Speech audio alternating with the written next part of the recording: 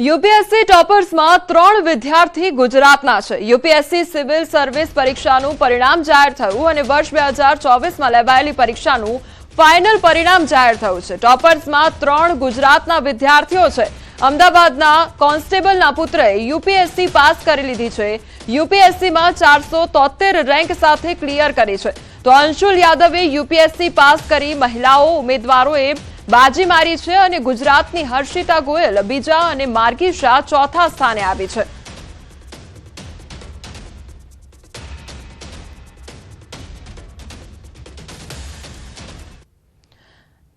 તો આ તરફ યુનિયન પબ્લિક સર્વિસીસ કમિશને સિવિલ સર્વિસીસ પરીક્ષા 2024નું અંતિમ પરિણામ જાહેર થઈ ગયું છે અને જેમાં ટોપ 30માં 3 ગુજરાતીએ બાજી મારી છે। ગુજરાતની હર્ષિતા ગોયલ બીજા ક્રમે આવી છે અને ત્યારે હર્ષિતા ગોયલે ન્યૂઝ 18 સાથે વાતચીત કરતા કહ્યું, પરિવારમાંથી કોઈ પણ સિવિલ સર્વિસીસમાં નથી। પરિવારનો સપોર્ટ અને મહેનતને કારણે આઈએએસ બનવાનો જે મોકો છે તે મળ્યો છે।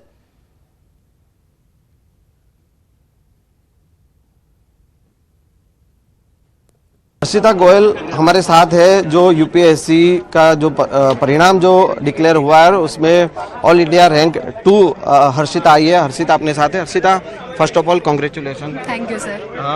कैसी जर्नी रही जो आपने जो मेहनत की है और वो रंग लाई है? सर मेरी अभी 3 साल हो गए मुझे यूपीएससी की तैयारी करते हुए और मेरा ये 3rd अटेम्प्ट था।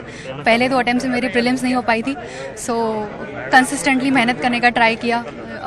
पूरा दिन पढ़ती थी बिकॉज मैंने कोई जॉब वगैरह नहीं करी और 7-8 घंटे की मेरी क्वालिटेटिव पढ़ाई रहती थी।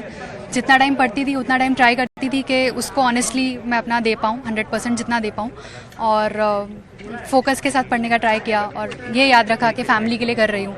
उस वजह से मुझे मोटिवेशन मिला, तो सर उस वजह से आज फाइनली हो पाया। फैमिली बैकग्राउंड क्या है और फैमिली का कैसा सपोर्ट रहा? सर फैमिली में तो कोई भी आज तक सिविल सर्विसेज में नहीं आया है। मेरे पापा एक प्राइवेट ऑर्गेनाइजेशन में सर्विस करते हैं और फैमिली का सपोर्ट सर सबसे ज़्यादा था। सबसे ज़्यादा मेरे पापा का सपोर्ट था। अगर उनका सपोर्ट नहीं होता तो शायद सर मैं आज ये नहीं कर पाती, बिकॉज मेरी मम्मा नहीं है, वो एक्सपायर हो चुके थे। तो और मेरा छोटा भाई है, तो पापा ने पूरा घर का ध्यान रखा और पापा ने बस मुझे ये कहा कि बेटा तू पढ़, तू अपना ड्रीम पूरा कर। तो उनका ड्रीम था जो मैंने अपना ड्रीम बना के और इसको पूरा किया है। तो it was my father's support जिसकी वजह से मैं आज हूँ यहाँ पे। चार्टर्ड अकाउंट तक आपने पढ़ाई की है, फिर आपने कैसे ये तैयारी, कैसे टाइम मैनेजमेंट, आपने कैसा गोल बनाया? सर चार्टर्ड अकाउंटेंसी किया था तब तक मैंने नहीं सोचा था कि सिविल सर्विसेज में आके मुझे करना है।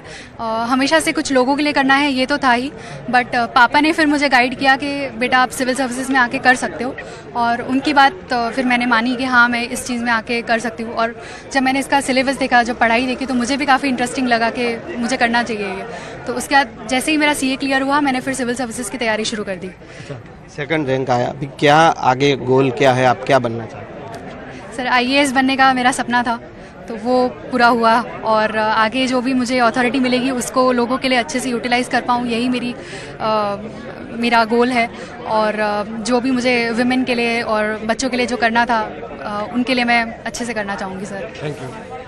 तो ये है हर्षिता गोयल, जिसने जो ऑल इंडिया रैंक 2 हासिल किया है। यूपीएससी का जो रिजल्ट डिक्लेयर हुआ उसमें, और जो मेहनत है उन्होंने जो की थी मेहनत, वो कहीं ना कहीं रंग लाई है।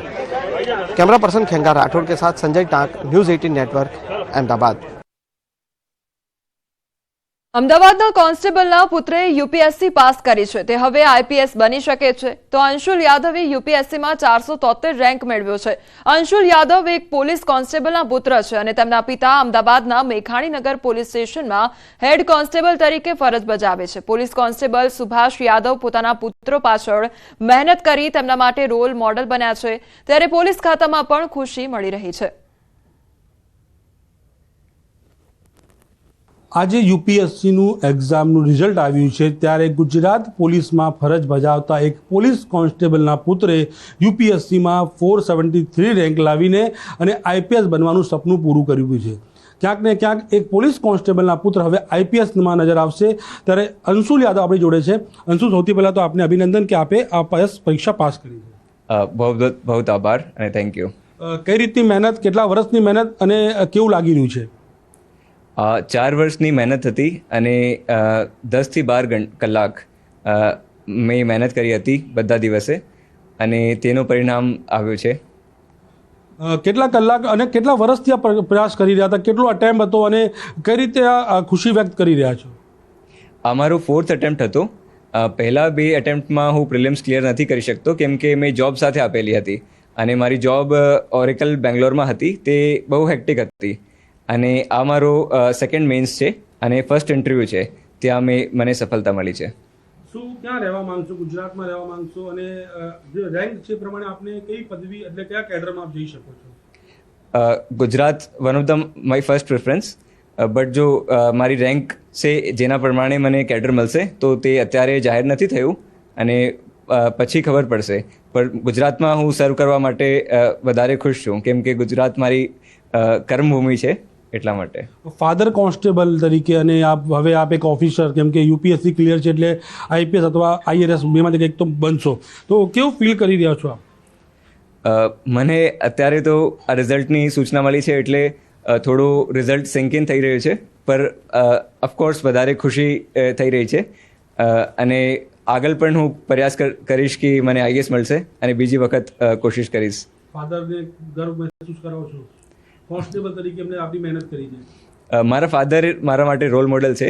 તેમને બહુ વધારે કલાક નોકરી કરી છે. મેં જોઈ છે કેવી રીતે અને કમ રિસોર્સિસમાંથી કેવી રીતે વધારે આઉટકમ નિકાલવું એ મેં તેમનામાંથી જોયું છે કેવી રીતે આ હાસિલ કરીએ. અંશુલતા કે જે હવે સરકારી ઓફિસર બનવાની થોડાક સમય છે, જે રીતે જાહેર થશે અલગ અલગ વિભાગો, પરંતુ ક્યાંક ને ક્યાંક પોલીસ કોન્સ્ટેબલ જે રીતે તેમના પુત્રને એક સફળતા મેળવવા માટે પ્રયાસ કર્યો છે તે અન્ય પોલીસ કર્મચારીઓ પણ દાખલારૂપ કિસ્સો છે. કેમેરામેન નિલેશ સોસા સાથે નવીન ઝા, ન્યૂઝ 18 ગુજરાતી, અમદાવાદ. તો રાષ્ટ્રીય સ્તરની પરીક્ષામાં કચ્છનો યુવાન ચમક્યો. યુપીએસસીની પરીક્ષામાં કચ્છના યુવકને મળ્યું છે સ્થાન. કચ્છના યુવકે કર્યું યુપીએસસી ક્લિયર અને કેવલ અશ્વિનભાઈ મહેતાએ યુપીએસસી ક્લિયર કર્યું છે. ઓલ ઇન્ડિયા રેન્કમાં 756 નંબર મેળવ્યો છે. તો યુપીએસસીમાં કચ્છનો પણ ડંકો વાગ્યો છે. પાટણના સરહદી તાલુકાના નાના ગામના યુવાને યુપીએસસીમાં બાજી મારી લીધી છે. સાંતલપુરના હમીરપુરા ગામના ચૌધરી વિપુલભાઈ કરમણભાઈએ યુપીએસસી ક્લિયર કર્યું છે અને 348 રેન્ક સાથે ચૌધરી વિપુલે યુપીએસસી પાસ કરી. તો વિપુલે યુપીએસસી પાસ કરી ગામ સહિત રાજ્યનું નામ રોશન કર્યું છે. અન્ય સમાચાર પર નજર કરીએ તો આગામી 4 મેના રોજ રાજ્યમાં મેડિકલ ક્ષેત્રમાં પ્રવેશ માટે નીટની પરીક્ષા લેવાશે. ત્યારે પરીક્ષાના ભાગરૂપે પંચમહાલમાં તંત્ર સજાગ બન્યું છે. કલેક્ટરના અધ્યક્ષ સ્થાને એનડીએની એસઓપી મુજબ તૈયારીઓનું આયોજન કરવામાં આવ્યું છે. અંદાજે 2160 વિદ્યાર્થીઓ નીટની પરીક્ષા આપશે.